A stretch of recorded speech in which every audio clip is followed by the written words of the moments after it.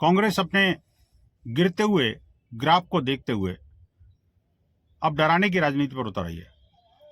अब मुसलमानों को डरा करके धमका करके वो कहते हैं, तेलंगाना के मुख्यमंत्री रेवंत रेड्डी, अगर कांग्रेस है तो मुसलमान है और सम्मान है, अगर कांग्रेस नहीं है तो आप यानी मुसलमान भी कुछ नहीं है।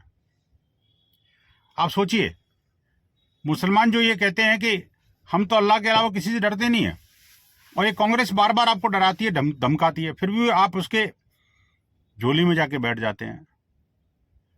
क्या वास्तव में कांग्रेस ने मुसलमानों को अपना वोट बैंक और अपनी बपौती समझ रखा है क्या? दूसरी बात ये, वास्तव में ये इनको कहना ये चाहिए कि मुसलमान है तो कांग्रेस है, अगर मुसलमान नहीं है तो कांग्रेस नहीं है, अगर जिहाद नहीं है, अलगाववाद नहीं है, आतंकवाद नहीं है तो कांग्रेस ही नहीं रहेगी।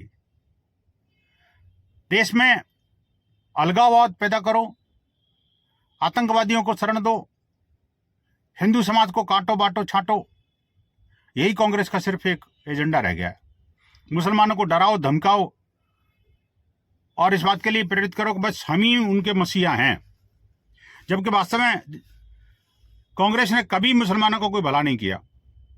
उनको वोट बैंक के रूप में पिछले 70 वर्षों तक मिसयूज किया, लेकिन आज तक उनका कोई भला नहीं किया।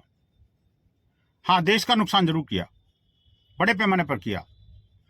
अब कांग्रेस को अपनी इस अलगाववादी और जिहादी तुष्टीकरण की नीति से बाहर आना चाहिए, अन्यथा तो उसके परिणाम दिख तो रहे हैं और उनके सामने आ जाएंगे।